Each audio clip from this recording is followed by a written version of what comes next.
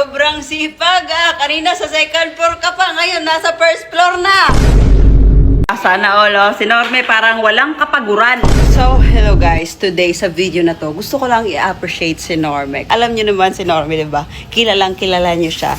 Sobrang tagal niya gumising. Pero dito sa pagpagawa ng bahay, grabe, ang aga niya nang gumising. Kahit sobrang tagal namin nakatulog kasi sobrang tagal namin natapos doon sa Team Lady Boss Helmet Store. Dumating kasi yung mga stocks natin na sobrang dami. Hanggang ngayon, alas 2 na ng hapon, naglilinis pa rin. Kaninang umaga pa, 7 AM hanggang ngayon. Grabe. Pupunta lang siya dito pag iinom ng tubig or kakain.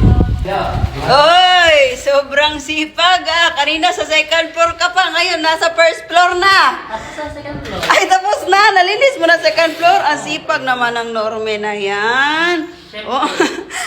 Baka nag-ground sila mamaya, May. Oo. Diretso na. Hindi na sila mahihirapan at hindi na matatagalan, no? Yes. Oy, malinis na dito. Galing talaga ni Norme ba? Tignan nga natin sa second floor. Siguradong malinis na? Malinis na, pero Ayun. hindi pa na-final. Kangyari doon, di ba? Nilinis nila yung gilid doon sa second floor. Kasi yung pag-grout, nasali yung wall. Kaya sobrang nahirapan sila sa paglinis. Ngayon, hala, alas 2 na. Ang laki na ng agi mo. Oo, Sipag may naman. sahod ako. Anong sahod? May sahod. Naniningil pa ng sahod. Ano yan? May ano tayo na panahon para makapag-blessing dito sa bahay. Tapos? So, syempre, since wala naman tayo ginagawa, tapos naman tayo sa pag-edit, video, Oo. sa mga gawain natin doon, tapos may free time pa naman tayo, dito na muna. Dyan na lang. Oo. Pero syempre, kahit ganon, ang dami pa rin natin nasa sacrifice na dapat sana nating gawin dahil andito tayo sa bahay. Ayan mo na. Parang ito na yung trabaho ni Norme. Wala, matanda na talaga si Norme. Plantita na, naglilinis na ng bahay. Sariling bahay na ngayon ha. Amay, matanda ka na. Ako yung malapit na mag-30 pero parang ikaw. Uy! Dito sa sala natin, halos tapos na yung pagpintura. Konting-konti na lang, bawal na talagang magpasok ng Chanelas! yun. After namin dito, May. Saan ka na naman? Clearing na tayo. Clearing na naman. Oo. Grabe, hindi na bilang sa mga kamay ko yung pag-clearing ha. Ilang beses nang nangyari yung clearing. Kaya naman talaga. Ganun. Parang hindi natitigil si Norme sa paglinis nung nakaraang araw nga kasi wala kaming kasama sa bahay, 'di ba? Nagtatrabaho sila Wendy.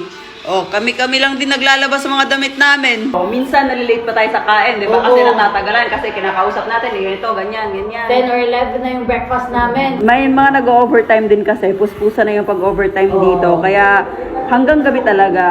Si Norme parang walang kapaguran. Kasi simula umaga hanggang ngayong hapon ay naglilinis dito sa buong bahay. Ano ka, Superman? Hindi man ako Superman kasi babae man ako.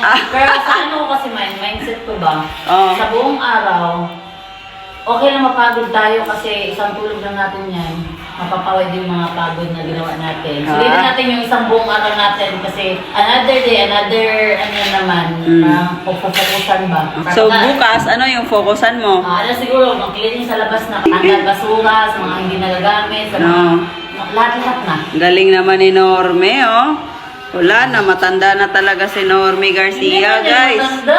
Nag-matured na masyado si Norme Garcia, guys. Nagkaroon lang ng bahay, nag-matured na. Na-matured ako dahil sa experience din natin.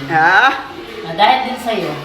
Kasi dati parang bata pa talaga ba? Ay, ganito, ganyan.